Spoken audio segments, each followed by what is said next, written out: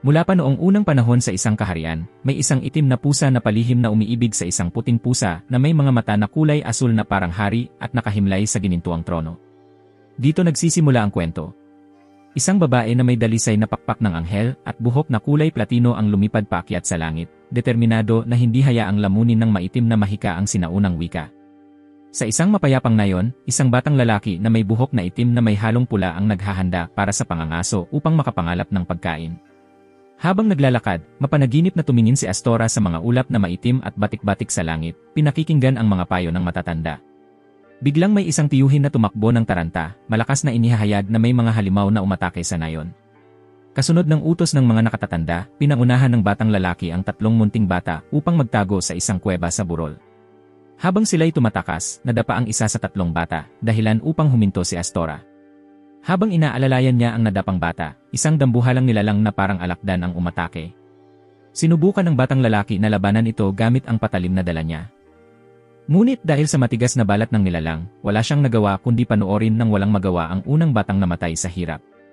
Binuhat niya ang isang batang babae at tumakbong patuloy, desperadong kumapit sa buhay, ngunit agad silang naabutan ng dambuhalang nilalang. Isa pang bata ang nagsakripisyo, ipinagkatiwala kay Astora ang kanyang kapatid na babae sa pag-asang mapoprotektahan niya ito. Mula sa 4, 2 na lang silang nakarating sa silungan sa gitna ng matinding panganib. Ngunit hindi nagtagal ang pag-asa nang dalhin niya ang batang babae upang humingi ng tulong. Umalinggaw ang kanyang tinig, nag-iisa sa katahimikan ng paligid. Sa kasamaang palad, lahat ng taga-nayon ay nasawi sa naunang labanan laban sa mga halimaw, armado lamang ng mga payak na kasangkapang pangbukid. Paano pa nila maaasahang mabuhay laban sa mga dambuhalang halimaw na may napakalakas na puwersa? Ngayon, tanging ang batang lalaki na lang ang pinalad na makaligtas sa trahedya, at ang dating masayang nayon ay naiwan na may nag-iisang kaluluwa. Biglang dumilim ang langit at bumuhos ang ulan na tila pasan ang dalamhati ng mga naiwan. Si Skiers, isang matandang kabalyero na may pilak na buhok, ay nasa biyahe upang hanapin ang ibang mga nayon na sinalanta ng malulupit na halimaw. Hindi sinasadyang natuklasan niya si Astora na naglilibing ng mga kaluluwang pinahirapan at malupit na pinaslang. Ayon kay Astora, pati ang mga karatig na yon ay hindi rin nakataka sa mga kuko ng mga halimaw at wala na ring palatandaan ng buhay. Sa puntong iyon, si Astora ay halos maubos na ang lakas sa paghuhukay ng mga libingan, hindi na alintana ang gutom, ngunit nang bigyan siya ni Skiers ng isang pirasong tinapay, kinain niya iyon na parang gutom na tigre. Matapos mapatahimik ang kanyang diwa, naupo silang dalawa at nag-usap ng matagal. Ikinuwento ni Astora na siya ay isang batang walang pangalan at walang tiyak na edad na inampon ng mga taga-nayon. Ang bansang tinitirhan niya noon ay pinamumunuan ng isang nilalang na tinatawag na Madilim na Hari. Nagreklamo si Astora kay Skiers kung may malasakit pa ba sa katarungan ang hari para hayaang manalasan ng ganoon ang mga halimaw. Nang tanungin tungkol sa katarungan, ang mga mata ni Astora ay nagpakita ng matatag na determinasyon na puno ng hangaring magkaroon ng kapayapaan at kaligayahan, ninanais na maghatid ng saya sa lahat. Ang tugon niya ay nagbigay kay Skiers ng pakiramdam na ang batang nasa harap niya ay labis pang inosente. Marahil iyon ang dahilan kung bakit ipinagpalit niya ang sariling kalusugan, ibinuhos ang lahat ng lakas upang mabigyan ng himlayan ang mga pumanaw. Nagpatuloy si Astora sa paghuhukay hanggang maramdaman niyang tila naabot na niya ang kalangitan, at ang paulit-ulit na tunog ng kanyang paghuhukay ay tila nagpapatuloy sa pag-alis ng mga taga-nayon, na hindi man lang nakatulong sa kanyang kalagayan ni nagbigay kahulugan sa kanyang kinabukasan. Isang espada ang inihagis sa harap niya ng matandang sundalo, na nais na tumayo si Astora at lumaban sa halip na patuloy na tumakas, na kailangan niyang maging malakas upang maprotektahan sila, hindi lang upang tumulong sa huling ritual ng pagbabalik sa lupa. Doon na unawaan ni Astora na siya lamang ang makatutupad sa sarili niyang mga mithiin at pinagtibay ang kanyang pasya na ipagtanggol sila hanggang sa huli.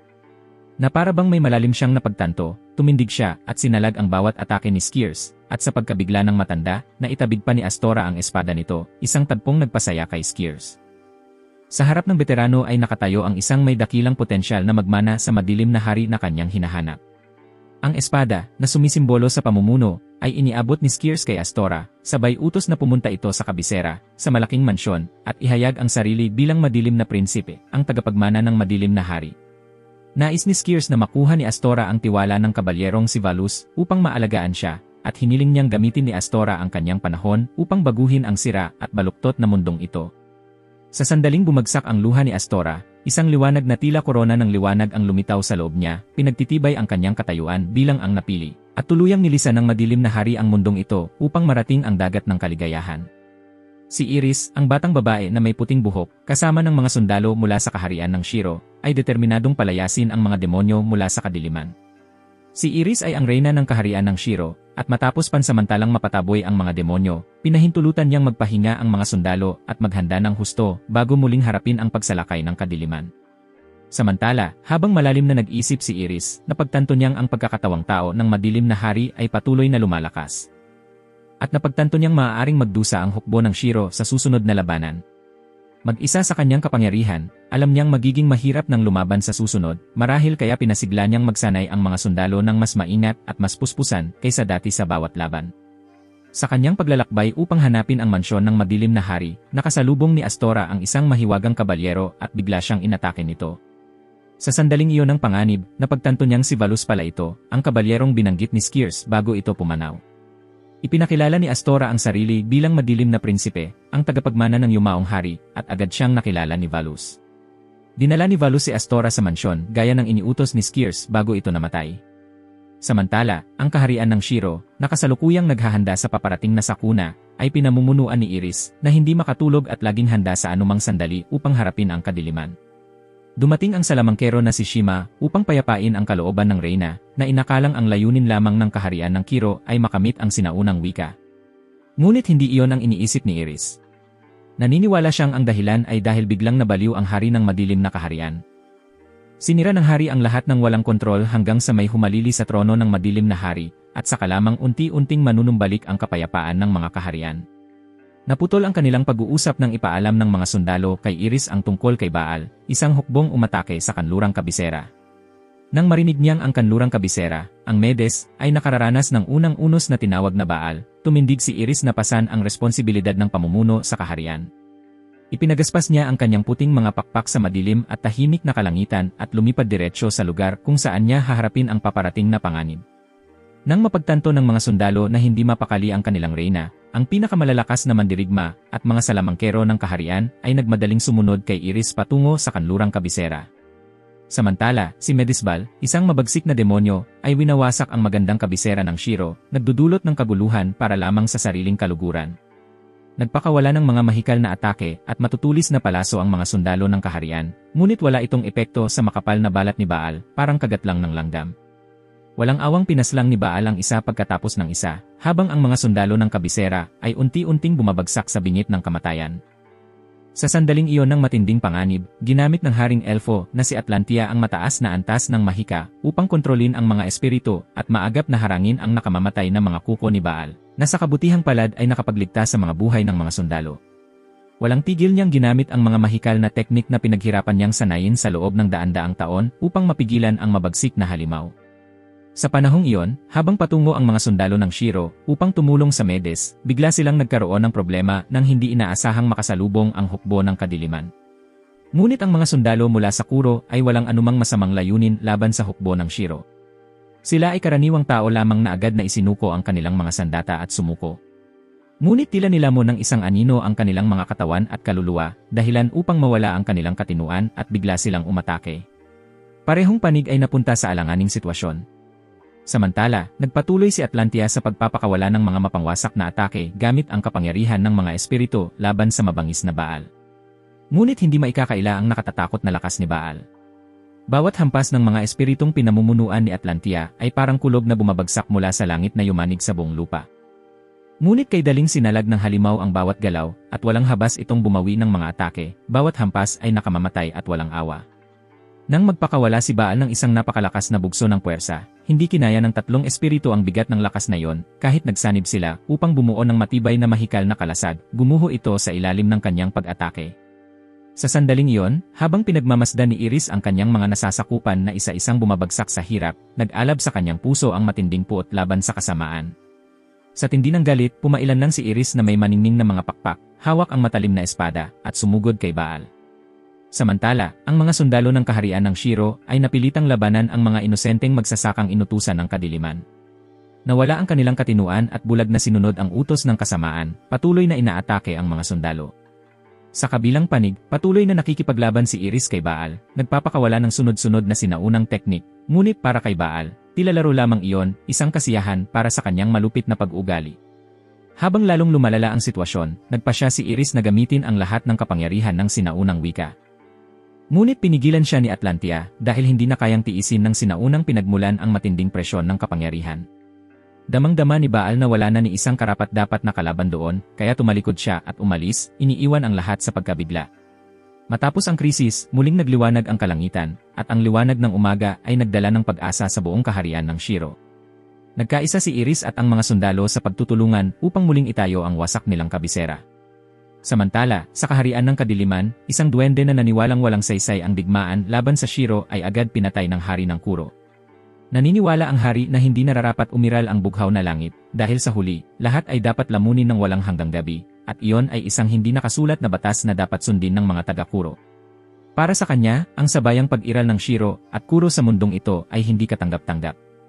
Kapag namayani na ang kadiliman, ang hukbo ng dilim ay magpapahinga, at dama niyang nawalan na ng kabuluhan ang bagong panahon. Ang nais niyang makita ay ang kahalagahan ng mga tagapagmana. Nang makabalik si Valus mula sa kaharian ng kadiliman, hiniling ni Astora kay Valus na turuan siya ng pakikipaglaban gamit ang espada upang mapaigting ang sarili niyang lakas. Gayunman, inisip ng batikang kabalyero na matagal nang naglingkod sa maraming hari na kulang pa si Astora sa kaalaman upang makipagtagisan para sa susunod na trono. Hindi lamang responsibilidad ni Valus ang sanayin ang mga sundalo sa paggamit ng espada, kundi maging ang paghasa sa mga hilaw na hiyas ng kaharian. Bagaman napakahigpit niya sa pagtuturo, buong malasakit pa rin niyang sinanay si Astora, kaya lalo nitong pinatalas ang kanyang kakayahan araw-araw. Higit pa roon, taglay ni Astora ang pusong nagliliwanag ng mainit na liwanag, tumutulong sa mga mamamayan ng kaharian na muling maitaguyod ang kanilang yaman at mga tahanan.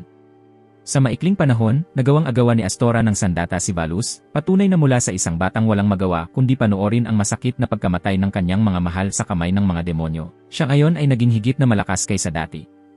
Ipinagkatiwala ni Valus kay Astora ang kasuotan na minsang suot ni Skiers noong kabataan nito. Samantala, sa tigang na lupain ng Kuro, naglalakbay ang mga sundalo ng dilim kasama si Groza, ang prinsesa ng kaharian, upang maghanap ng mga posibleng tagapagmana. Habang nagrereklamo siya tungkol sa hirap ng paglalakbay sa lupang salat sa yaman, biglang inatake si Groza ng mga halimaw. Ngunit sa lakas ng isa sa mga pinuno ng kaharian, napawi ni Groza sa mundo ang mga demonyong hindi alam ang sarili nilang hangganan. Habang namamangha pa ang mga sundalo sa galing ng prinsesa, saglit siyang nawala ng pagbabantay at inatake ng isang natitirang halimaw na may matutulis na kuko na nagnais kitlin ang kanyang buhay. Biglang lumitaw ang isang binatang may pambihirang galing sa espada at walang kahirap-hirap na tumira ng nakamamatay na atake, agad na pinaslang ang natitirang halimaw. Sa likod ng anyong iyon ay si Astora, na ngayoy isa ng matatag na kabalyero, bunga ng ilang buwang mahigpit na pagsasanay at pag-ipon ng karanasan sa pakikipaglaban sa ilalim ni Valus. Sa sandaling iyon, tila nabighani si Groza sa binatang nasa harap niya, at pansamantalang nakalimutan ang dahilan ng kanyang paglalakbay sa tigang na lupain iyon. Habang mapanaginip na pinagmamasdan ang papalayong anyo ni Astora, pinayuhan siya ng mga sundalo na huwag pakawalan ang binata, dahil siya mismo ang matagal na niyang hinahanap. Pagkatapos nilang pumasok sa isang maliit na tavern sa kabisera, nagmungkahi si Groza ng isang hamon kay Astora, ang makipagtagisan laban sa iba pang mga kalahok ng kaharian upang makamit ang dakilang espada ng Kuro. At agad na pumayag si Astora sa kagustuhan ng prinsesa. Sa mesa sa tabi nila, isang binatang may kapansin-pansing pulang buhok at matatalim na mga mata ang umiinom ng kanyang alak at narinig niya ang buong pag-uusap ng dalawa. Sa kaharian ng Shiro, nakaupo si Iris sa gintong trono na may malungkot na titig, patuloy na pinagsisisihan ang di makatarungang pagkamatay ng kanyang mga nasasakupan sa matinding labanan laban sa Demon Ball. Bilang pinuno ng bansa, sinisi niya ang sarili sa kanyang mga pagkukulang na nagdala sa pagkawala ng maraming buhay sa kamay ng kamatayan. Nang mapansin ni Shima na lumulubog sa malalim na pag-iisip ang kanyang reyna, nilapitan niya ito upang damayan, tinulungan si Iris na kahit papaano ay gumaan ang pakiramdam, habang humihingi rin ng pahintulot na pumunta sa Medes upang muling patatagin ang depensa ng kabisera. Sa mapayapang panahon ng Shiro, habang sumisikat ang araw, tinamaan ng mainit na liwanag ng bukang liwayway ang lugar kung saan nakatayo ang reyna, taimtim na nananalangin para sa kapakanan ng kanyang mga nasasakupan. Sumama si Shima sa kanya upang ibahagi ang mahalagang sandaling iyon. Nagkaroon ng seryosong pag-uusap ang dalawang babae tungkol sa mga pananagutan ng isang monarko at nagpasya silang tulungan ang isa't isa sa landas ng pamumuno sa kaharian. Malapit sa tor na naglalabas ng maningning na liwanag ay naroon ang tirahan ng puting mangkukulam kung saan nagpakita ng paggalang sina Shima at Iris sa pantas. Ang paghalili sa trono ng reyna ay nagdulot ng kaunting pangamba kina Iris at Shima. Sa kabila ng mabigat na responsibilidad ng pamumuno sa kaharian, nanatiling dalisay at inosente ang kanilang mga kalooban. Naglalaro si Iris na parang batang babae sa kabubatan habang namimitas ng mga ligaw na gulay para sa hapunan kasama ang pamilya ni Shima. Ang mainit na hapunan na puno ng halakhakan ay tumagal lamang ng sandali hanggang sa mahinahong ihatid ni Fios si Iris pauwi ng ligtas. Habang nag-iisip pa rin ng malalim, pinagbulay-bulayan ni Iris ang tunay na kahulugan ng tungkulin ng isang monarko sa pamumuno sa mga tao. Bagaman walang malinaw na sagot si Fios, hindi siya nag-atubiling ipakita ang kanyang paggalang at hangaring maging tabak na magpoprotekta sa reyna. Sa mapayapang tanawin ng makatang bangin, habang humahampas ang hangin sa malambot na buhok ni Iris na nag-iisa sa pagninilay, biglang lumitaw ang mga madidilim na anino sa ilalim ng mapuputing ulap at inatake siya. Agad ginamit ni Iris ang kapangyarihan ng dalangin naglilinis upang itaboy ang mga aninong iyon. Sa malinaw na bughaw na kalangitan, isang tinig ang nagbigay kay Iris ng pagkaunawa na ang tunay na tungkulin ng isang reyna ay pag-isahin ang mga kaharian. Kahit harapin ang kalungkutan, kailangang mapagtagumpayan ito. Samantala, sa mansyon ng madilim na hari na si Astora, isang kinatawan ng lahi ng Esiri ang lumahok sa isang paligsahan upang makuha ang titulong madilim na prinsipe ng kaharian. Nagpasya si Valus na huwag samahan si Astora sa paligsahan, lubos na nagtitiwala sa kakayahan ng kabalyerong kanyang sinanay. Wala siyang anumang pag-aalala tungkol sa kasalukuyang lakas ni Astora. Sa lugar ng paligsahan, maraming individual na may pambihirang kakayahan ang nagtipon upang magtagisan para sa dakilang espada ng Kuro. Ang unang yugto, na ginanap sa isang arena na puno ng mga mapanganib na nilalang, ay nagpasya na tanging ang dalawang mananatiling nakatayo lamang ang uusad sa huling laban. Nang pakawalan ng mga nilalang, bawat kalahok ay ipinakita ang kani-kanilang kakayahan. May ilan na bihasa sa mahika, habang ang iba naman ay mga bihasang mamamana na kayang patumbahin ang mga nilalang sa isang tama lamang. Sa isang sandali ng pagkukulang, nabigo ang apoy ng mahika ng isang babaeng salamangkera na patayin ang isang demonyo. Nasaksihan na ni Astora noon ang pagkawasak na dulot ng mga halimaw na iyon, kaya't hindi niya kayang manood lamang habang nasasaktan muli ang iba. Ang kanyang mabilis na pagkilos ay nakapaglita sa salamangkera, ngunit nakatawag din ito ng pansin ng lahat ng iba pang kalahok sa arena. Nang pakawalan ng isang dambuhalang demonyo na may nakahihigit na lakas, agad nitong tinalo ang lahat ng naroon. Dahil sa mahigpit na pagsasanay mula kay Valus, isang hampas lang ng espada ang kinailangan ni Astora upang pabagsakin ang nakakatakot na demonyo, dahilan upang siya ay mapabilang sa tatlong natitirang kalahok. Napansin ng pulang buhok na kalaban na si Edders ang isang ninja sa arena na nagbabalak umatake kay Astora mula sa likuran. Walang awang pinabagsak ni Edders ang di makatarungang kalaban na nagbigay ng pwesto sa huling laban para sa kanilang dalawa. Sa panahon ng pahinga bago ang susunod na yugto, pinuna ni Edders si Astora sa pagliligtas nito sa mahihinang kalahok kanina. Naniniwala siya na hindi kailangang iligtas ang iba upang maging hari, at dapat daw iligtas ng mahihina ang kanilang sarili sa pamamagitan ng pagiging malakas. Ngunit hindi sumang-ayon si Astora, tinanggihan ng kanyang mainit na puso ang pananaw ni Edders. Mas pinili niyang maging hari sa ibang paraan kaysa talikuran ng iba. Sa huling laban, nang ipahayag ang pagsisimula ng labanan, marahas na umatake si Edders kay Astora na parang unos. Gayunman, dahil sa lakas at pangangatawang hinubog ng mahabang pagsasanay, madali niyang naitabig ang espada ni Edders. Hindi matanggap ni Edders ang paniniwala ni Astora sa pagprotekta sa mahihina, kaya pinulot niya muli ang espada, determinado na tapusin ang laban sa isa pang sagupaan.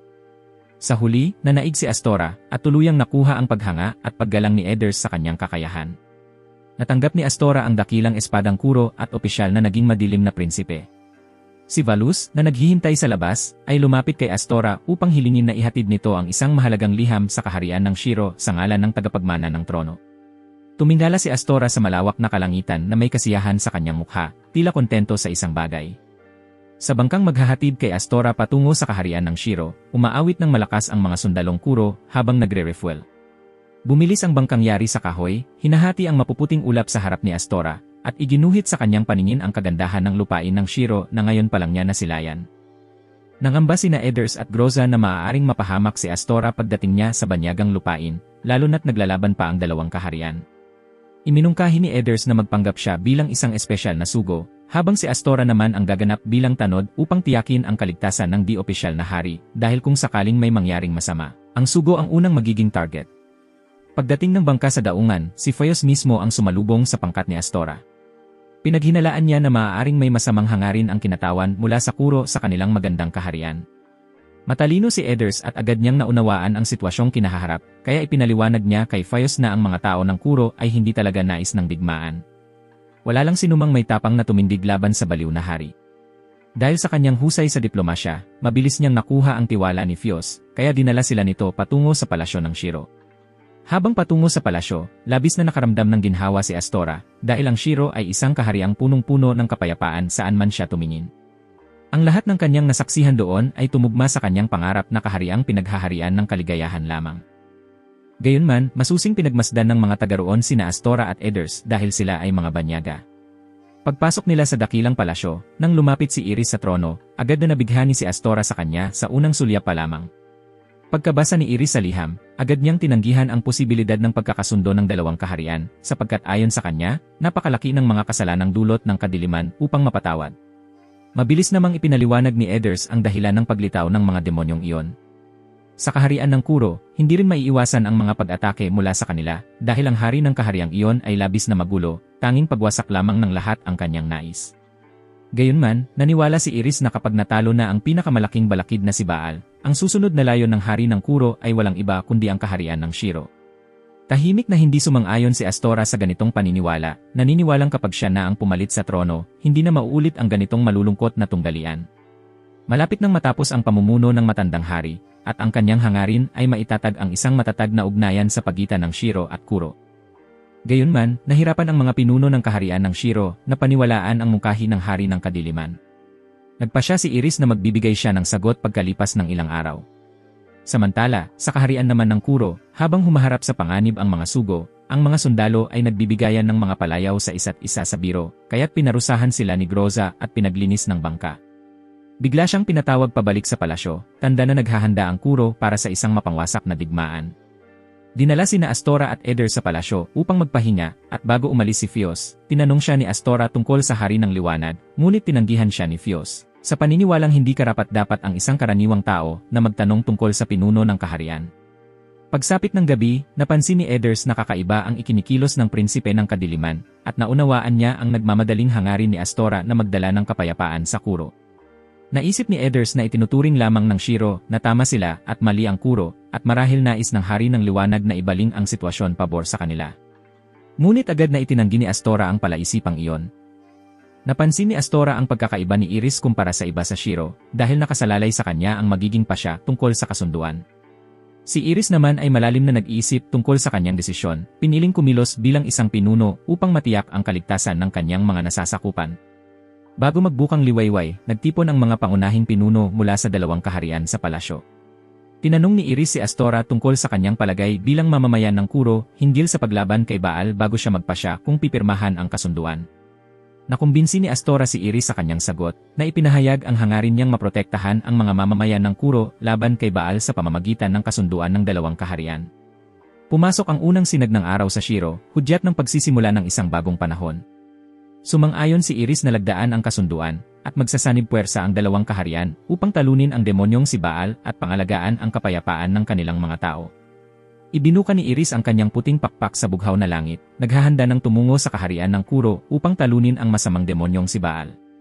Ang kanyang puso, ang puso ng isang reyna, ay patuloy na nag-iisip tungkol sa binatang may itim na buhok, iniisip na siya nga ay tunay na prinsipe ng kaharian ng kadiliman. Samantala, sa kanyang panig, hindi mapakali si Fios habang nag-aalala para sa kanyang reyna. Si Shima, nakakabalik lamang mula sa kabisera ng Medes, ay agad na naunawaan ang kalagayan ng ugnayan sa pagitan ng dalawang kaharian nang mabasa niya ang isang liham mula sa kaharian ng Kuro. Nalaman niyang nagkasundo ang dalawang kaharian sa isang tigil putukan upang magsanib puwersa sa paglaban kay Baal. Sa panahong ito, may karapatan ang Shiro na panatilihin ang dalawang sugo bilang bihag upang ipakita ang mabuting hangarin ng Kuro.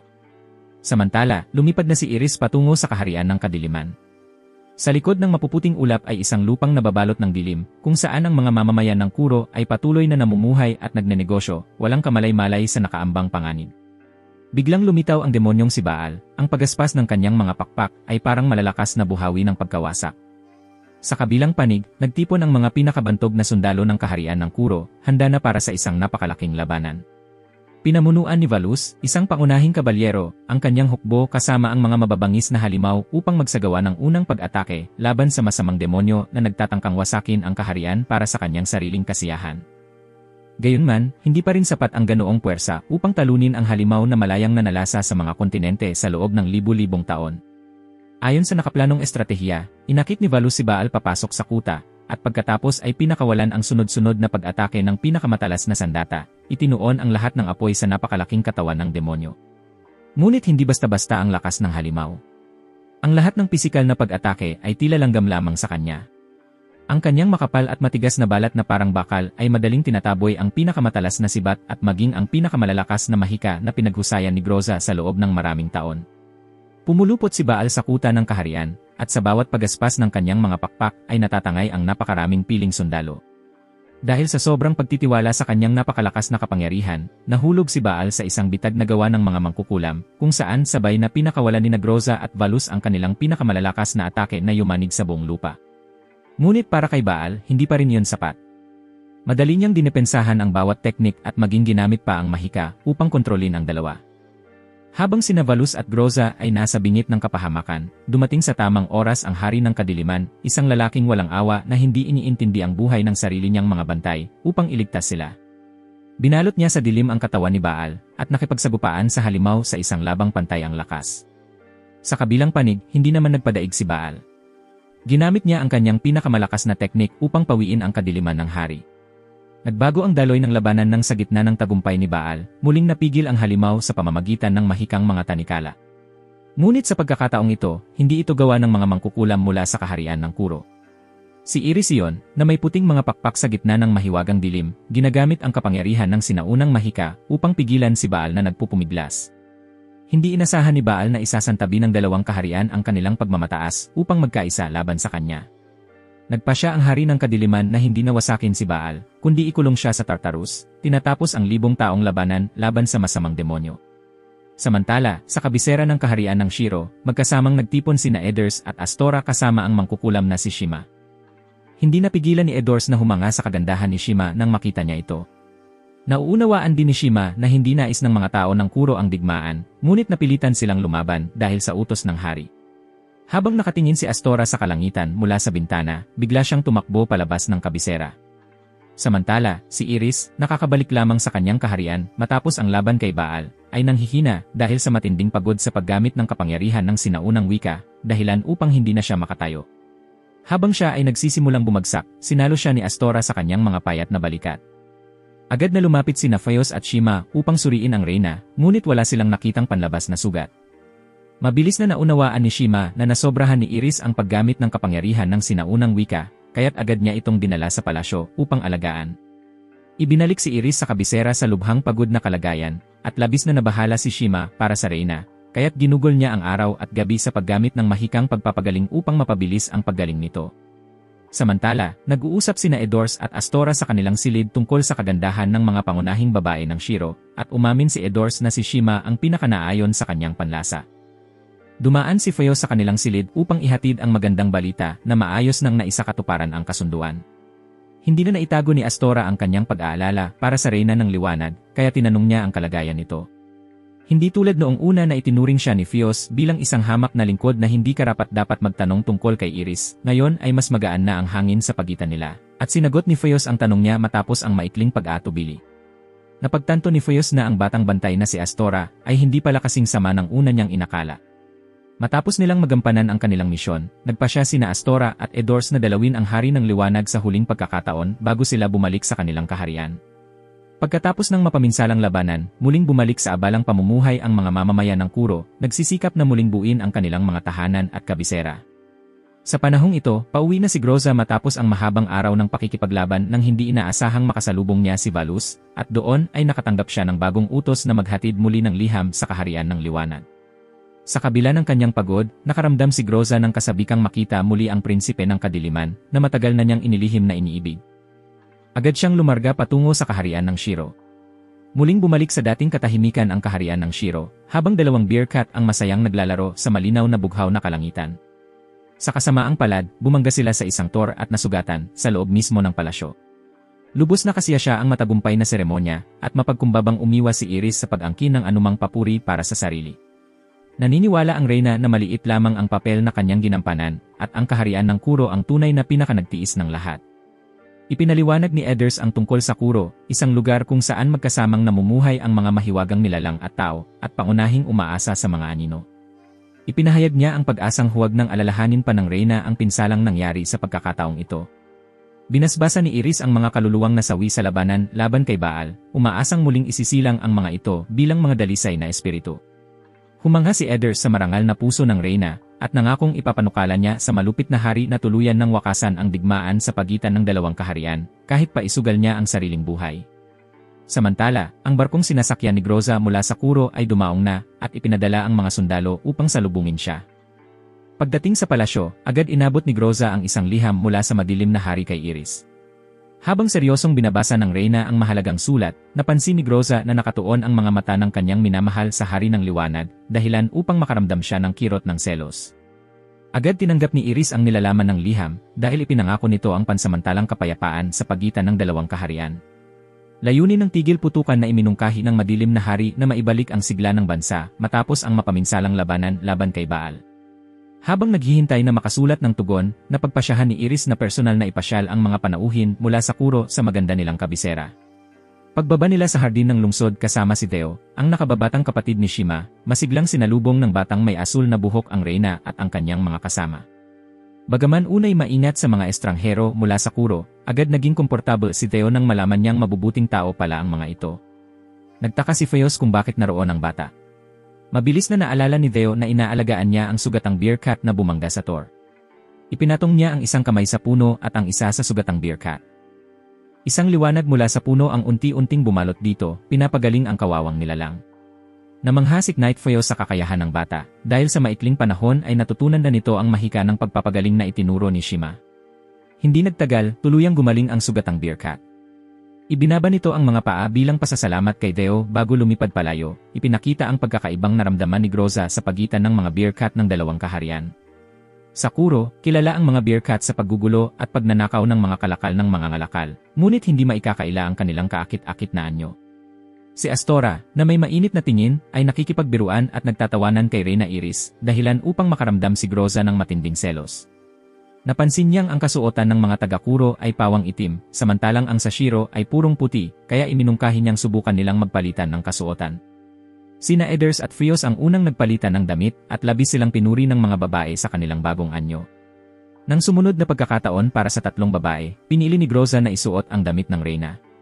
Gayunman, sa kaharian ng Shiro, mahigpit na ipinagbabawal para sa mga banyaga ang magsuot ng kasuotan ng hari. Nauunawaan ni Groza ang marangal na tradisyong ito, kaya nagpasya siyang huwag nang subukan ang magarang kasuotan at sa halip ay ipinasuot ito kay Iris. Ngunit nang isuot ni Iris ang kasuotan ni Groza, dahil sa malaking pagkakaiba ng kanilang mga aura, naging maluwag ito sa kanyang payat na katawan. May tinatagong plano pa rin si Groza na sirain ang imahe ni Iris upang tumigil na ang prinsipe sa pagbibigay pansin dito. Ngunit agad na nakialam si Shima at siya na ang pumili na magsuot ng kasuotan ni Groza. Sa labas, habang nagrereklamo ang mga lalaki sa tagal ng paghihintay, lumabas ang tatlong babae na nakasuot ng mga kasuotang lubos na kakaiba sa isa't isa. Tinanong ni Eder si Astora kung sino sa tatlo ang pinakamaganda ang dating, at matalinong sumagot si Astora sa paraang ikinatuwa ng lahat ng babae.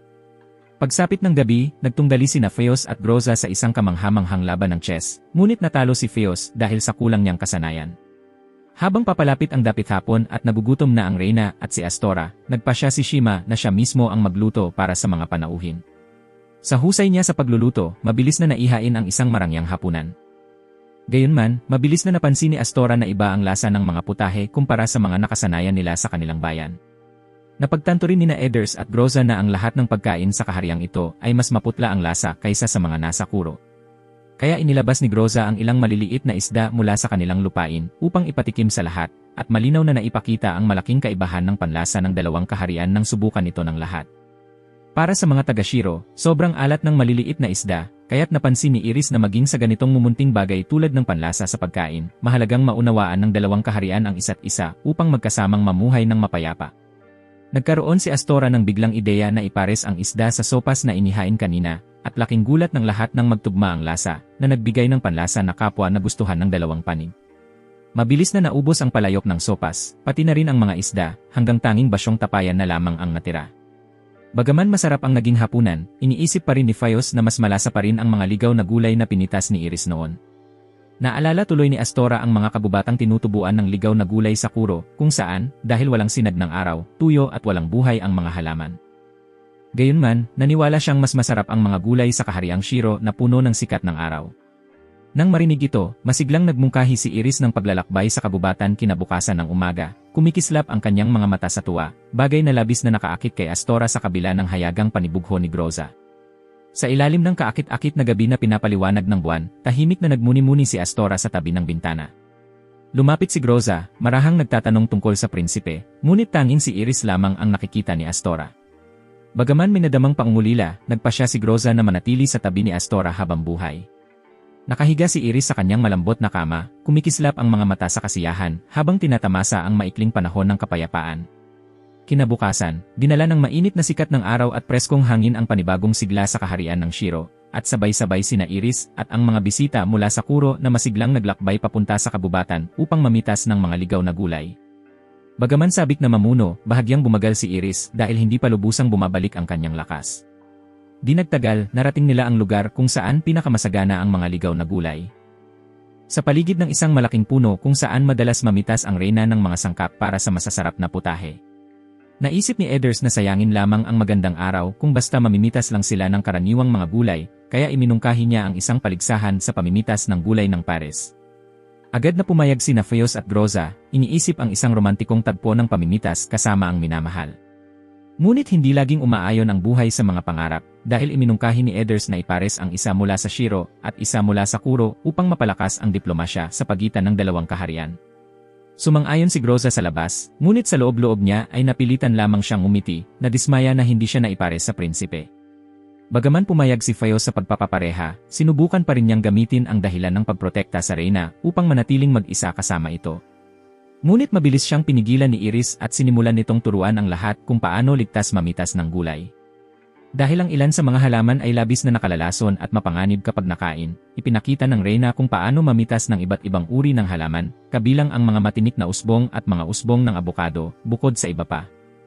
Sa masusing paggabay ni Iris, mabilis na natutunan ng mga grupo ang tamang paraan at nagsimula na sa paligsahan. Ang grupo ni Edders at Shima ay nagkaroon muna ng kaunting alitan dahil may bahid pa ng tampo si Shima kay Edders. Gayunman, sa mahinahong pakikitungo ni Edders, agad silang nagkasundo at muling nagtuon sa paligsahan. Natagpuan ni Astora at ng batang si Theo ang unang ligaw na gulay, ngunit dahil hindi sigurado kung ito ay maaaring kainin, humingi sila ng tulong kay Iris.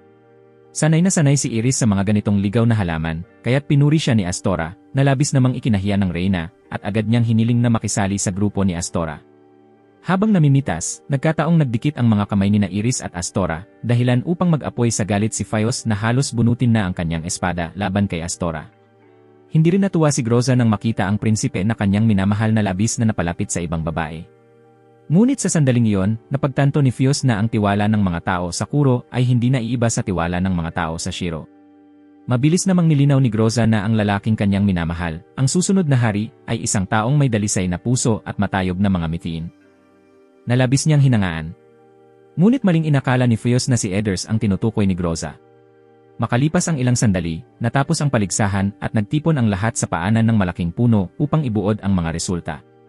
Ang grupo ni Astora ay nakapitas ng maraming usbong ng spruce, mga pako, asparagus, at bird's foot trefoil, lahat ay pinili ng maingat. Ang grupo naman ni Edders at Shima ay nakakuha ng maraming usbong ng abokado, bagaman medyo naging marahas ang paraan nila ng pagpitas. Tanging ang grupo ni Feos at Groza lamang ang nakapitas ng isang halamang maaaring kainin, at ang natitira ay hindi. Ipinagmamalaki ni Edders na ang kanyang grupo ang may pinakamaraming naani. Ngunit sa huli, ang grupo ni Astora ang nanalo dahil sa dami ng uri ng kanilang nakolekta, kahit mas magaan ito kumpara sa ani ni Edders. Labis na nalugod si Astora sa panandaliang katahimikang iyon. Pagkatapos ng paligsahan, naging abala ang lahat sa paghahanda para sa pagluluto. Itinalaga ni Shima ang mga lalaki upang mangalap ng panggatong habang ang mga babae naman ay kumuha ng tubig. Habang nagtitipon ng panggatong, biglang napansin ni Astora na naglayo si Theo papasok sa kabubatan. Mabilis siyang sumama sa lahat upang hanapin ang bata. Sa kabutihang palad, nasalubong ni Astora si Iris, ngunit dahil sa pagmamadali, nadapa siya at nadala rin ang reyna sa lawa kasama niya. Nang marinig niya kay Iris na nakabalik na pala si Theo sa malaking punong kinaroroonan ni Shima na nagluluto, nakahina siya ng maluwag. Gayunman, nahiya siya sa kanyang pagiging clumsy, kaya namula ang kanyang mukha. Nakita ni Iris ang mainit at mabuting puso ni Astora, at unti-unti siyang nagkaroon ng damdamin para sa kanya. Umupo silang dalawa sa tabi ng lawa upang patuyuin ang kanilang basang mga damit, at makalipas ang ilang sandali, bumalik sila sa malaking puno. Nang makita ni Fios ang kanyang reyna na lumalapit sa ibang lalaki, lalo pang tumindi ang kanyang selos. Ang tagpo ng lahat habang sabay-sabay na nagluluto at naghahanda ng tanghalian ay larawan ng kasiyahan, at di nagtagal, handa na ang masarap na pagkain. Ang mga bisita mula sa kaharian ng Kuro ay agad na pumuri sa lasa ng mga ligaw na halaman mula sa Shiro matapos ang unang kagat. Nausisa ni Iris at tinanong si Astora kung masyado bang mapait para sa kanya ang mga ligaw na halaman. Ngunit si Astora, na unang beses lang makatikim ng ganoong uri ng halaman, ay naramdaman na ang pagkain dito ay lubhang kakaiba. At mas masarap kaysa sa mga halaman sa Kuro. Ang mga ligaw na halaman sa kahariang ito ay hindi mapait tulad ng sa Kuro, kaya lalo pang lumapit ang loob ni na Astora at Iris na muling nagpasiklab ng selos kay Groza. Gayunman, hindi nagtagal ang kanyang inis nang imbitahan siya ni Theo na tikman ang mga ligaw na halaman, kaya mula sa selos ay napunta ang kanyang atensyon sa pagkain na sa tingin niya ay kulang sa alat. Nauunawaan ni Shima ang matitinding lasa na gusto ng mga tao mula sa Kuro, kaya maingat niyang dinala ang asin para sa mga kagalang-galang na panauhin. Habang pinagmamasdan ni Fios sina Astora at ang dalawang sugo mula sa Kuro na masiglang tinatangkilik ang mga pagkain ng Shiro, iminungkahi niyang lumagda ang dalawang bansa ng isang kasunduang pangkalakalan upang matikman din ng buong madilim na kaharian ang lutuin ng Shiro. Si Iris, bilang isang reyna na pinahahalagahan ang kapayapaan, ay nagnanais na magkaibigan ang dalawang bansa upang mamuhay sa pagkakaisa at makaranas pa ng higit pang mapayapang araw tulad nito. Natapos na ang tahimik na karanasang iyon sa kaharian ng Shiro, at sina Edders at Astora ay handa nang bumalik sa kanilang tinubuang lupa. Si Fios, ang pinuno ng Night Order, ay personal na nagpaalam at ibinalik ang mga sandata sa mga kagalang-galang na panauhin. Nagpasya sina Astora at Edders na makipagkita sa Hari ng Liwanag sa huling pagkakataon bago lisanin ang magandang kahariang ito. Ang barkong sasakyan ng mga sugo mula sa Kuro ay punong-puno ng mga kahon ng regalo mula sa Shiro, at lubos na nagulat si Groza sa kagandahang loob ng kaharian. Natapos na ni Iris ang pagsulat ng liham na humihiling ng kasunduang pangkalakalan, at paubos na ang oras nila sa Shiro. Ipinahayag ni Iris ang kanyang pagnanais na balang araw ay mamuhay ang dalawang kaharian sa walang hanggang kapayapaan. Biglang nagbago ang ekspresyon ni Edders.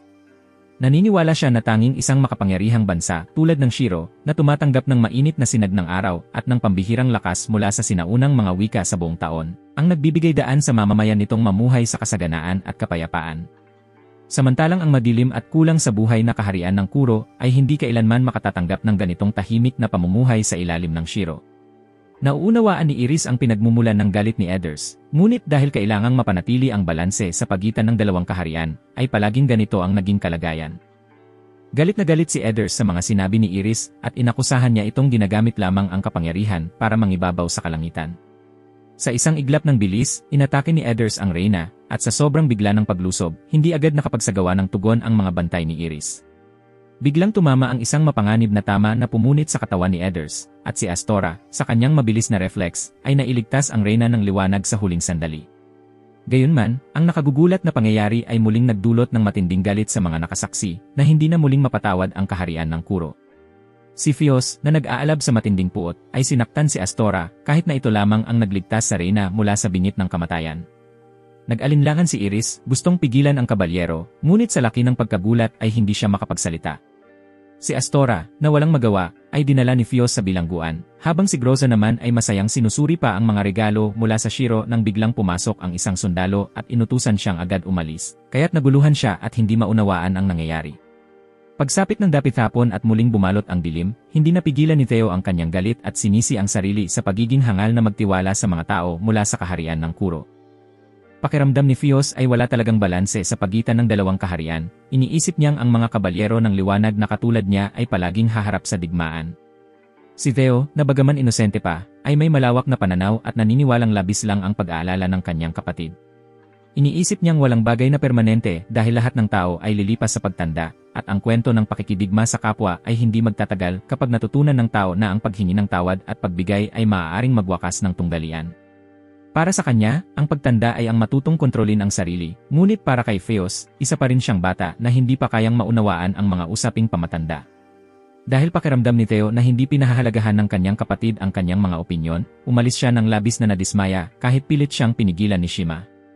Bagaman tinatanggihan ni Fios ang mga pangangatwiran ni Theo, lihim niyang pinangangalagaan ang mga ito sa kanyang puso, naniniwalang ang mabuting batang iyon ay maaaring baguhin ang mapait na panahong ito.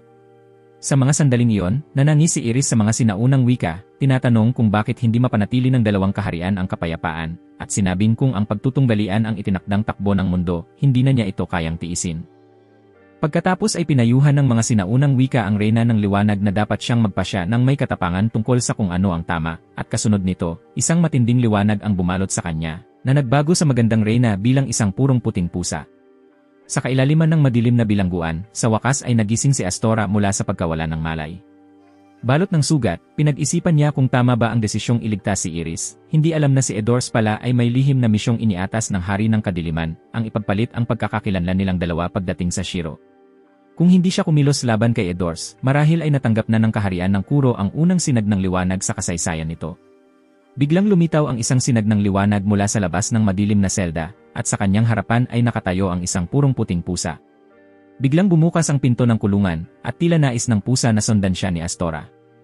Nauunawaan ang hangarin nito, mabilis na tumayo si Astora at sumunod sa mga hakbang ng puting pusa. Ang bilangguan ay tila matagal nang iniwan, at ang puting pusa ay nanguna kay Astora patawid sa mga pader ng kuta, lagpas sa mga bantay, sa gitna ng magagandang kagubatan, hanggang sa isang bangin kung saan madalas tumayo si Iris ng mag-isa upang magnilay. Nagulat si Astora nang matagpuan niya roon ang kanyang dalawang espada, biglang nabalot ng isang liwanag na nagmumula sa puting pusa, na kalaunan ay nagbago tungo sa isang maningning na hiyas. Nang mabasag ang hiyas, lumitaw si Iris mula sa sinag ng liwanag, walang malay sa mainit na yakap ni Astora. Pagmulat ni Iris, nagtagpo ang kanilang mga mata at naglapat ang kanilang mga kamay. Habang ibinubuhos ni Iris ang mga damdaming matagal na niyang pinipigil, naramdaman niyang hindi kayang magtaguyod ng isa't isa ang dalawang kaharian, dahil ang mga tunggalian at digmaan sa pagitan nila ay walang katapusan. Nakita ni Astora na ang babaeng kanyang minamahal ay pasan ang napakabigat na tungkulin, at labis itong nagdulot ng sakit sa kanya. Bigla niyang niyakap si Iris, ipinangakong palagi niya itong babantayan at susuportahan, anuman ang maging pagkakamali nito. Sa sandaling iyon, ibinunyag din ni Astora ang kanyang tunay na pagkakakilanlan kay Iris bilang prinsipe ng kadiliman.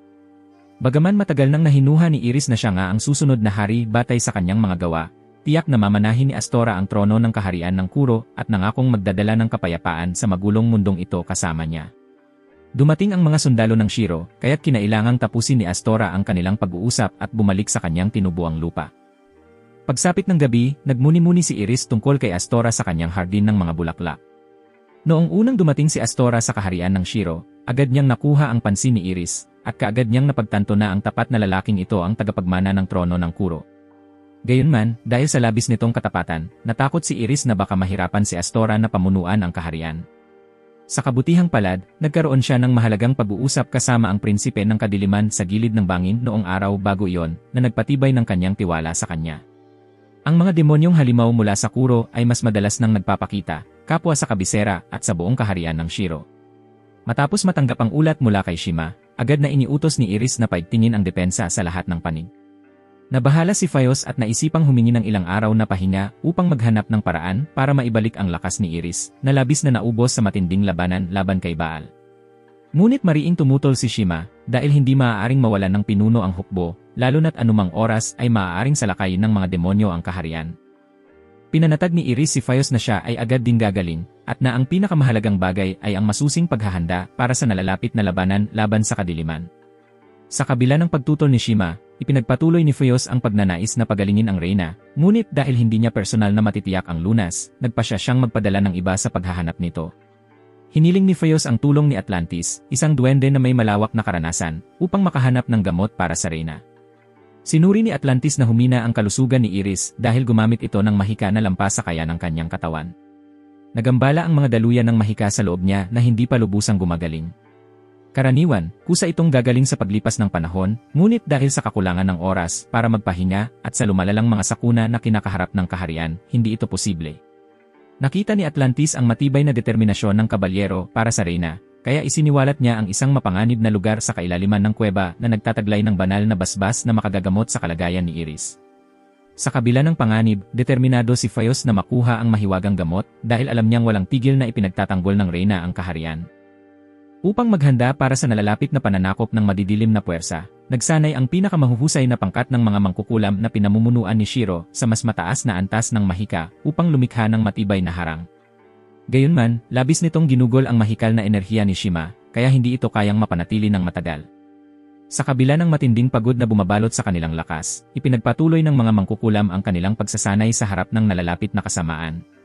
Nang malaman ni Shima ang pagkawala ni Fios, agad niyang ipinaalam kay Iris ang kagyat na suliraning ito. Pagkarinig ng balita, nanatiling matatag ang reyna, batid niyang hinahanap ni Fios ang lunas para sa kanya at taimtim lamang na hiniling ang ligtas na pagbabalik ng punong kabalyero. Sa kailaliman ng masukal na kagubatan, narating ni Fios at Atlantis ang kuweba na patungo sa talon, kung saan nakatago ang himalang banal na liwanag na kayang mabilis na pagalingin si Iris. Matapos makataka sa pagtugis ng kaharian ng Shiro sa pamamagitan ng pagtalon sa lumilipad na bangka, bumalik si Astora sa kanyang tinubuang bayan. Bagaman tinanong siya tungkol sa nangyari kay Edders, wala namang anumang masamang nangyari sa kanya. Pagkababalik pa lamang, agad sumabak si Astora sa pagsasanay upang mailigtas pareho sina Iris. At ngayon naglalaban na ang dalawang kaharian. Napagtanto ni Valus na nagbago ang paninindigan ni Astora matapos ang kanyang paglalakbay sa kaharian ng Shiro, at naglabas ng kautusan ang hari ng Kuro na nagbabawal sa sinuman na lumapit sa Shiro. Sa kanilang mundo, kailangang sundin ng mga nasasakupan ng Kuro ang mga utos ng hari nang walang pag-aalinlangan. Sa Kuro, hindi umiiral ang mga konsepto ng kabutihan at kasamaan. Isang maliit na pagkakamali lamang ay maaaring magpahintulot sa kasamaan na lamunin ang lahat ng mabuti sa isang iglap. Lubhang ikinabahala ni Astora na laganap na ang kasamaan, itinuring niyang ang karaniwang paniniwalang mananaig ang kapayapaan kapag tuluyang bumalot ang dilim ay isang kabataang ilusyon lamang. Naniniwala naman si Valus na ang malalalim na kalkulasyon at ang paggabay sa mga tao upang makamit ang mga resulta o kahit ang paghula sa hinaharap ay tungkulin ng hari, hindi niya. Gayunman, ipinahayag niyang kapag umupo si Astora sa trono at mga ilangan sa kanya, handa siyang tumulong anumang oras. Biglang dumating si Grosa mula sa malayo, dala ang kagyat na balita na labis na malalakas ang mga halimaw sa harapan ng digmaan. At hindi na kayanan ng karaniwang hukbo ang mga halimaw.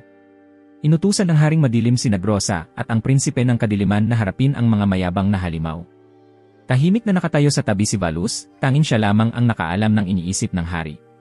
Sa loob ng kabisera, nagtipon ang lahat ng sundalo at mga halimaw, habang binabalak ng Haring Madilim na sakupin ang kalangitan at gamitin ang pinakamalakas na puwersa ng kaharian upang pawiin ang liwanag ng kaharian ng Shiro.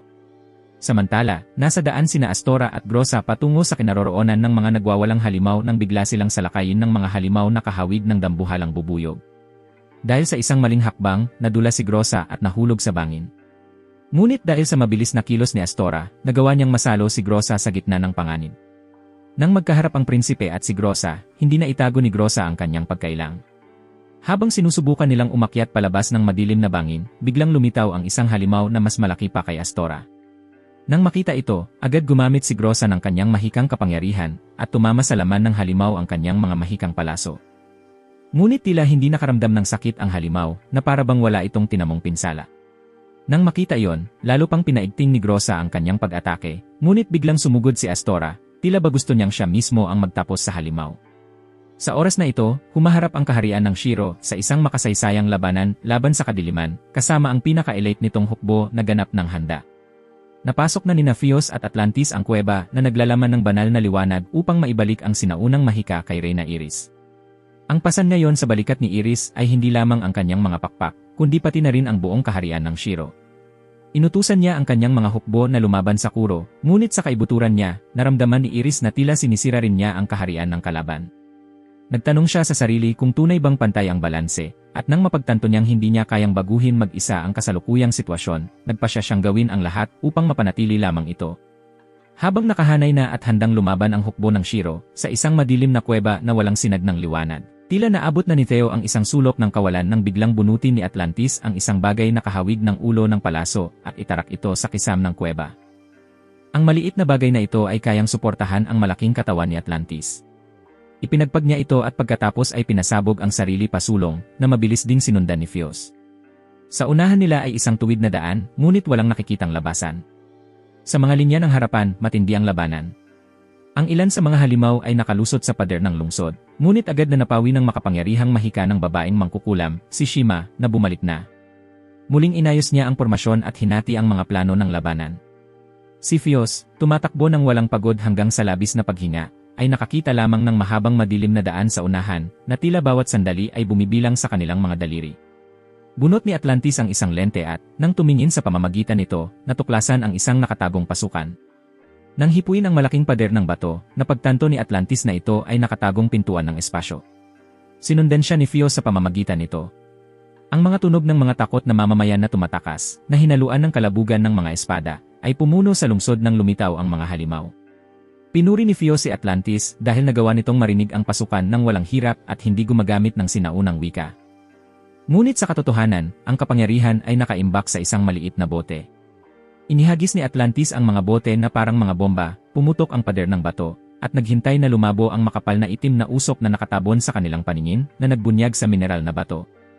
Si Fios, nabighani ng isang ideya, ay hinugot ang kanyang espada at paulit-ulit na tinamaan ang mineral na bato sa harap niya. Bawat spark na tumama sa ibang mineral ay lumilikha ng mga kulay. Sa pagtamasang nakamamanghang pagbabago, hiniling ni Atlantia kay Fios na umatras. Pagkatapos, kinuha ni Atlantia ang ilang mga tungkod na kumakatawan sa iba't ibang elemento at nagbato ng isang mahika. Dahan-dahan, bumukas ang isang pinto na nagbubunyag ng mahiwagang liwanag sa loob ng madilim na kailaliman ng kuweba, ang banal na liwanag na nagmumula sa gitna ng lawa, kumikislap na nagniningning. Pinigilan ni Atlantia ang sabik na si Fios mula sa pagtakbo patungo sa pinagmulan, ang kanyang mga mata ay nakasunod sa isang bato na inihagis lang ni Atlantia sa lawa, ngunit patuloy na nagpunyagi patungo sa gitna ng lawa. Para sa kanya, ang sariling buhay ay nawalan na ng kahulugan. Ang natitirang oras ay binibilang na sa segundo, at higit sa lahat, si Iris ay hindi na magtatagal. Ang kanyang baluti ay usok mula sa kalawang, ngunit hindi umatras si Fios at lumapit palalo sa banal na liwanag. Isang puting liwanag ang sumiklab, at matagumpay na nakuha ni Fios ang banal na liwanag ng walang pinsala. Samantala, ang puwersa ng kaaway ay nakapasok ng mas malalim sa loob ng lungsod, ang sitwasyon ay kasing delikado ng sibat na nakabitin sa itaas. Lumitaw si Iris, pinalipad ang mga halimaw na gutom sa digmaan, at inutusan si Nashima at ang mga mangkukulam na isagawa ang isang serye ng mahika. Sama-sama nilang binuo ang isang bilog na lumilikha ng isang dambuhalang kalasag sa paligid ng kaharian. Habang ang pawis ay tumutulo mula sa mukha ng reyna, siya ay naupo at nahulog sa mga bisig ni Shima.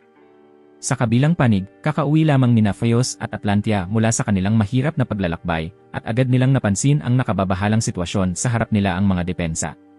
Sa loob, nanginginig na nakahiga si Iris sa isang malaking kama. Samantala, sina Astora at Groza ay patuloy na nakikipaglaban sa dambuhalang halimaw. Nagpadala si Groza ng kidlat upang suportahan si Astora, na nagbigay daan sa kanya upang tumalon at maghatid ng mapanuring palo na nagtapos sa halimaw. Pagkatapos nito, iminungkahi ni Groza na umuwi na sila, at si Astora, matapos ang sandaling katahimikan, ay nagsimulang lumakad palayo. Dahil naamoy niya ang malalim na iniisip ni Astora, inimbitahan siya ni Groza para sa isang hapunan ng inihaw na isda. Tumingin si Astora at pagkatapos ay lumingon palayo, na nag-iwan kay Groza ng bahagyang pagkalito, ngunit napangiti lamang. Sa isang maaliwalas na hapunan sa ilalim ng ilaw, na tanging sila lang dalawa sa malaking mesa, pinayuhan siya ni Groza na alagaan ng mabuti ang kanyang katawan para sa korona. Si Astora, habang hinihiwa ang cake, ay patuloy na nagduda sa kanyang sarili. Naalala niya ang pagtayo kasama si Balus, ang makapangyarihang kabalyero na nagpaalala sa kanya tungkol sa kalikasan ng mundo mula pa sa sinaunang panahon, kung saan ang mabuti at masama sa anino ay hindi malinaw na mapaghihiwalay, at isang lugar kung saan anumang puwang ay nagpapalawak ng kadiliman. Ang mga pag-iisip na ito ay walang kabuluhan para kay Astora. Hindi niya nais na maintindihan ang mga ito. Nang marinig siyang nagsasalita ng kalokohan at tungkol sa pangako sa hari ng liwanag, galit na tinapik ni Groza ang mesa, tumayo, lumapit sa kanyang tabi, at idineklara na si Astora ang huhubog sa hinaharap ng kaharian, habang siya ay voluntaryong mananatili sa kanyang tabi. Mula pa sa kanilang unang pagkikita, si Astora ang pinakahinangaan ni Groza. Isang katahimikan ang bumalot sa kanila, at nang maunawaan niya ang tugon ni Astora, binitiwan siya ni Groza na may luha sa kanyang mga mata. Nang malaman niyang si Iris talaga ang nasa puso ni Astora, dali-daling tumakbo si Groza palabas ng silid, na nag-iwan kay Astora na naguluhan at nasaktan sa hindi pagsukli sa kanyang tapat na damdamin. Gayunpaman, nanatiling nangako si Groza na palaging susuportahan ang kanyang minamahal. Nagmadali si Fios papasok sa silid kung saan nakahiga si Iris at iniabot kay Shima, na nakaupo sa tabi niya, ang bote na naglalaman ng banal na liwanag, hinihikayat siyang mabilis na isama ito sa katawan ng reyna. Matapos makumpleto ang ritual, tila naging maayos ang kalagayan ni Iris, ngunit hindi pa ganap na nagising. Pagsapit ng gabi, naupo si Iris sa ilalim ng sinaunang wika, magkadikit ang mga kamay, bumulong, inaalala ang mainit na yakap at pangako ng batang prinsipe ng kadiliman, ngumingiti ng may pangungulila, na nagnanais na makasama si Astora sa kanyang paglalakbay. Lumapit si Fios at pinaalalahanan siya na huwag labis na magpagod dahil malapit na ang labanan. Ang kanilang usapan ay puno ng paggalang at taos-pusong pagpapahayag, habang pinapayuhan ni Fios si Iris na magpahinga ng maaga. Naglalakad si Astora sa kalye nang marinig niya ang isang nagtitinda na basta-basta lang nag-uusap tungkol sa isang labanan sa Shiro, dahilan upang bumagal ang kanyang mga hakbang. Lumapit ang nagtitinda at nagtanong tungkol sa batang lalaki na tila naliligaw sa kanyang isip, at agad na naunawaan niyang nakikipag-usap siya sa isang prinsipe. Ang mga karaniwang tao sa paligid ay bumulong tungkol sa paglahok sa labanan, napapansin na hindi lamang si Mr. Groza kundi pati na rin ang prinsipe ay hindi pinahihintulutang gumamit ng mga espada. Nagtaka ang nagtitinda kung plano ba ni Astora ang isang pag-aalsa, ngunit itinanggi niya iyon. Tiningala ang kulay abong langit kung saan isang hanay ng mga eroplano ang sumusunod sa isa't isa, nag-aalinlangan at hindi sigurado sa kanyang sinabi, na hindi rin nakapagbigay ng kapanatagan sa sinuman. Nagpanukala ang nagtitinda na kung sakaling umupo si Astora sa trono, sana ay pababain nito ang kanilang buwis. Isang grupo ng mga bata ang tumakbo papalapit sa prinsipe, kumikislap ang kanilang mga mata sa inosenteng pag-asa at tinuturo ang tinuturing nilang lumulutang na isla sa kalangitan, umaasang magwawagi sa kabila ng malinaw na pag-aalala at pag-aalinlangan ni Astora. Isang grupo ng mga sundalo na nakasuot ng bakal na baluti ang lumapit, dahilan upang ang isang maliit na batang babae ay natakot at nagtago sa likod ni Astora. Dumating sila sa utos na tawagin ang prinsipe, ngunit ang kanilang mga salita at kilos ay tila nag-escort sa kanya pabalik sa palasyo. Pinanood ni Groza ang bawat hakbang ni Astora nang may malungkot na ekspresyon, naramdaman niyang may masamang bagay na malapit nang mangyari. Nagpasya si Groza na buuin ang kanyang mga gamit at pumunta sa dagat, habang tinitingnan ito ni Fios bilang huling opsyon. Galit na nag-alala si Fios, at pinayuhan si Nashima at Fios na tumakas nang makita niyang wala silang tsansa sa tagumpay. Sa kabila ng kanyang payo, niyakap ni Theo ang kanyang mga kamao sa dibdib, taimtim na naniniwala na ang kanyang kaharian ay hindi kailanman matatalo. Ibinahagi ni Fios ang paniniwalang ito, tiwala na hanggat kasama nila si Iris, hindi kailanman susuko ang Shiro. Nakaupo sa trono, inalala ni Iris ang batang lalaki, at ang kanyang pangako na bumuo ng bagong mundo, isang mundong mapayapa. Ang kanyang mga mata ay nagliliyab ng determinasyon at paninindigan. Puti at itim, dalawang kulay na kabaligtaran, isa ay maningning na liwanag, at ang isa ay misteryoso, madilim, at malamig na gabi. Ipinalaganap ng Reyna ang kanyang mga pakpak, nakatuon ang kanyang mga mata sa kanyang layunin, at umatake ng buong puwersa patungo sa kanyang kaharian. Nakaduko si Iris, pinaghugis ang kanyang dalisay na puting pakpak laban sa maningning na kalangitan, nananalangin na ang makalumang wika ng tubig ay magdadala ng liwanag sa kanyang mga nasasakupan at sa kaharian upang itaboy ang kadiliman. Isang maningning na aura ang sumilay sa paligid ng pinuno, may espada na nakataas patungo sa kalangitan, habang si Fios at ang kanyang mga sundalo ay matapang na sumusulong. Sa mga pader ng lungsod, ang babaeng mangkukulam ay hindi nag-aaksaya ng panahon, nakipagtulungan upang lipulin ang kawan ng mga demonyong umatake mula sa itaas. Dumarami ang bilang ng mga demonyo, at mula sa kanyang matayog na tanaw, napansin ni Iris ang pagdating ng madilim na hari, nagpasya siyang harapin ito ng mag-isa. Sa simula, inisip ni Shima na posible ang tagumpay, ngunit ang sumunod na eksena ay nag-iwan sa kanya at sa kanyang mga sundalo na nakahinga ng malalim sa pagkabigla. Ang kalangitan ay nabalot sa kadiliman, habang ang mga demonyo ay lumalakas at dumarami, dahilan upang baguhin ang kanilang estratehiya sa pakikipaglaban sa simpleng layuning mapabagsak ang pinakamaraming kalaban hanggat maaari. Napapalibutan ng madilim na lila na aura, narinig ni Iris ang mapanuyang tinig ng madilim na hari. Minamaliit niya ang dalagang nakaharap sa kanya, ngunit naramdaman ni Iris na hindi mahalaga kung mag-isa siya o may kasama. Ang pagtitig ng diretsyo sa kanya ang magiging sukatan ng kanilang kapalaran. Nagningning ang kanyang espada, determinado si Iris na ayusin ang lahat sa labanang ito.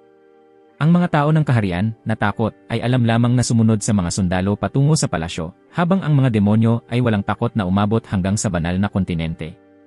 Isang sundalo, ang isipan ay nahaluan ng kadiliman, ay napahagulgol at sinadyang saktan ang mga sibilyan gamit ang kanyang espada. Isang sundalo ang maagap na pinatay ang kanyang madilim na kasama, iniligtas ang mga inosenteng tao. Isa-isa, nawala ng katwiran ang mga tropa dahil sa kadiliman at nagsimulang umatake sa kanilang mga kasamahan. Napilitan si Shima na gamitin ang kanyang mahika upang patigilin sila habang sabay na bumuo ng proteksyon na harang sa paligid ng kabalyerya at palasyo. Samantala, nagsimulang magpakita ng pagod si Fios, mabigat ang paghinga, ngunit patuloy na hinihikayat ang kanyang mga tropa sapagkat sila ang huling linya ng depensa para sa Reyna. Nang marinig ito, nagpasya ang mga demonyo na magbuwal ng buong puwersa.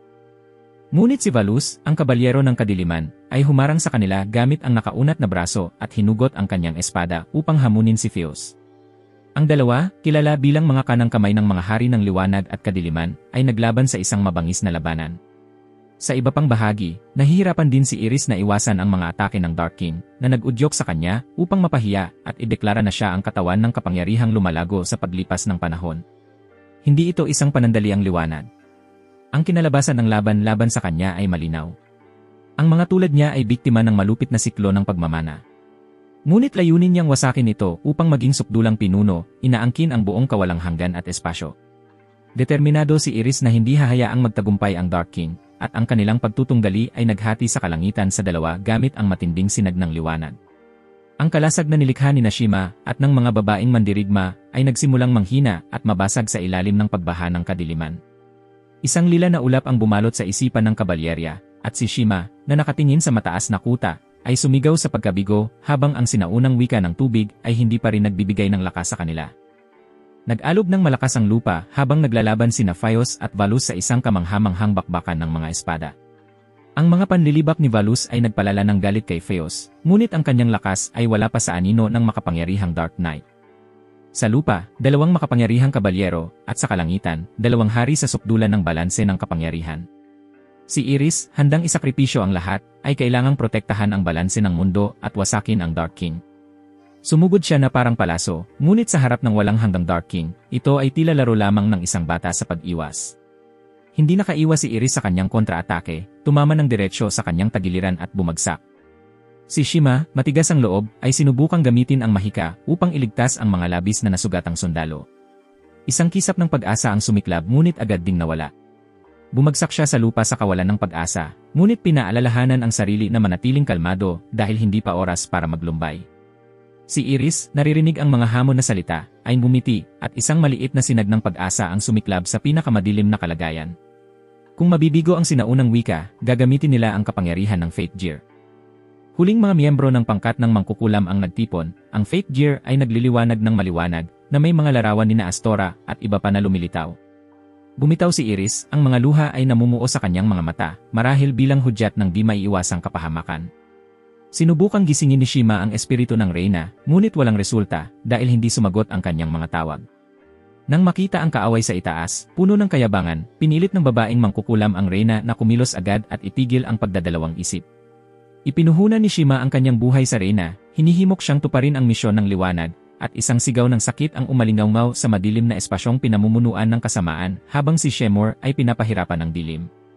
Samantala, sa kaharian ng kadiliman, nagmadaling sinundan ni Astora ang direksyon ng isang sundalo patungo sa Special Teleportation Gate sa kabisera. Sa Royal Palace, tirahan ng hari na namumuno sa kaharian ng kadiliman, narinig ni Astora ang mga yapak malapit sa kanya. Sa kanyang pagkagulat, hinarap siya ni Edders, na dati niyang pinahirapan ng walang awa dahil sa pagtatangkang umatake sa hari ng liwanag. Hinamon ni Edders si Astora. Nag-aalinlangan kung bakit hinati ni Astora ang katawan ni Edders sa dalawa, kahit na itinuturing niyang malapit na kasama si Astora. Nagulat si Edders na mayroong isang tao na hindi mula sa kaharian ng Shiro na gagawa ng ganitong hakbang upang iligtas ang Reyna. Sa pamamagitan ng mga salita ni Edders, naunawaan ni Astora na lahat ng nangyari ay bahagi ng planong inihanda ng hari. Hindi lamang si Astora ang hindi nakakaalam ng mga pakana ng hari, kundi pati si Valus, isang kabalyero na malapit sa kanya, ay hindi alam ang katotohanan ng digmaan. Nang makita ang pagtityaga ni Astora, hinugot ni Edders ang kanyang espada at itinutok ito diretsyo sa kanya. Nagsimulang magbago ang katawan ni Edders, ang kanyang mga paa at kamay ay nagtransforma, ginagawang isang tunay na demonyo. Sumugod si Astora, ngunit ito ay tila maliit na abala lamang sa kanyang kalaban. Panahon na naman ni Edders na umatake, at sa pagkakataong ito, pinakawalan ni Astora ang isang mahiwagang aura na minana mula kay Skier, na nagkulong kay Edders sa itim na bato. Akala niyang panalo na, nagtungo si Astora patungo sa palasyo, ngunit nabingi sa mga hibla ng kadiliman. Nakatayo sa likod, pinagtawanan ni Edders ang kabataan ng prinsipe sa kanyang pagkakamaling maliitin ang kanyang kapangyarihan. Binasag ang baluti ng balikat ni Astora sa maliliit na piraso, habang bawat hampas ni Edders ay may lason na tumagos sa laman ng kanyang kalaban. Nang tumagos ang espada ni Edders kay Astora, doon na ipinaabot ni Astora ang isang nakamamatay na suntok, tinalo ang tuso at masamang demonyo. Bago pumasok sa walang hanggang dilim, hindi nakalimot si Edders na ipaalala kay Astora ang tunay na layunin sa likod ng mga mapanlinlang na salita ng Dark King na pinaniniwalaan ng lahat. Hindi lamang niya nais wasakin ang Shiro, kundi pati hilahin ang Kuro pababa upang matiyak ang kanyang posisyon bilang pinakadakilang pinuno. Nawala si Edders na parang usok sa harap ng prinsipe. Tumayo si Astora, hinila ang kanyang espada mula sa lupa, at nagpatuloy patungo sa palasyo. Ang mga sundalo na nagbantay sa kabilang panig ng teleportation gate ay mabilis na natalo sa kanya. Ginamit ni Astora ang lahat ng kanyang lakas, mabilis na tumakbo patungo sa pantalan, kasabay ng pagwasak sa anumang maliit na demonyo na humadlang sa kanyang daraanan. Lumitaw si Grossa, gamit ang isang barrier upang wasakin ang mga demonyong lumilipad, at sinabi kay Astora na iwan sa kanya ang lugar na ito, sinusuportahan siya mula sa likuran upang maabot ng prinsipe na kanyang iniibig ang kanyang layunin. Mabilis na tumakbo si Astora patungo sa pantalan, ngunit napagtanto niyang wala nang natitirang mga airship. Sa gitna ng desperadong sitwasyon, biglang bumalot kay Astora ang isang misteryosong kapangyarihan na nagdulot ng makinang na aura habang lumalabas ang nakatagong lakas sa kanyang loob. Lumitaw ang mga itim na pakpak sa kanyang likod, at walang palya, lumipad si Astora, sumisibol sa puting ulap. Sa kabilang dako ng labanan, si Shima, sa kabila ng kanyang matinding paglaban sa Dark King, ay hindi nakaiwas na mapalibutan ng dilim. Nagising siya matapos tawagin ng isa pang mangkukulam sa kanyang tropa, at nagulat na makita ang sarili niyang naiinggit sa kapangyarihan ni Iris, ang White Sorceress. Sa tuktok ng Thor, tila nagsisisi si Iris gamit ang ancestral water language, tinitingnan ang sarili bilang isang mandaraya sa hindi pagtupad ng pangako kay Astora. Si Astora, gamit ang bagong lakas na natagpuan, ay walang kahirap-hirap na nililinis ang kanyang daraanan sa bawat hampas ng kanyang espada habang lumilipad patungo kay Iris. Wala nang magawa si Iris kundi gamitin ang buong kapangyarihan ng ancestral water language upang iselyo ang parehong Kuro at Shiro. Matyagang nanginginig ang lupa. Naramdaman ang panganib, umatras si Valus, tumakbo patungo kay Shima, at pagkatapos ay nagmadaling pumasok sa palasyo. Yumugyog ang lupa at ang lahat ay unti-unting nawala sa makapal na itim na usok sa labas ng lungsod. Si Feos, na nagsimulang maunawaan ang sitwasyon, ay bumagsak ang kanyang espada sa pagkadismaya, nagtatanong kung bakit niya pinaglabanan ito ng todo, habang ang Reyna ay hindi naghintay para sa kanya. Lumakas ang liwanag mula sa ancestral language, mabilis na winasak ang lungsod at maging si Iris. Sa pagkagulat, narinig ni Astora ang tinig ng taong matagal niyang hinihintay. Lumaki ang kanyang asul na mga mata, ngunit sa huli, wala nang puwang para umatras. Kahit na nakabaon si Iris sa ilalim ng lupa, isinakripisyo ni Astora ang lahat upang maabot siya. Nang makita ng Dark King ang pagbagsak ng langit at lupa, naunawaan niya na isinakripisyo ni Iris ang ancestral water language at ang aerial continent upang talunin siya. Mula sa malalim na itim na butas, isang liwanag na parang shooting star ang dumiretso sa kanya, si Astora, na hindi man mailigtas si Iris, ay determinadong tuparin ang huling hiling niya. Si Astora, na may espada na tumagos sa malawak na bukas na mata ng Dark King, ay sinumpa ito at ipinadala pabalik sa lupa, naghatid ng nakamamatay na hampas na nagtapos sa buong saga.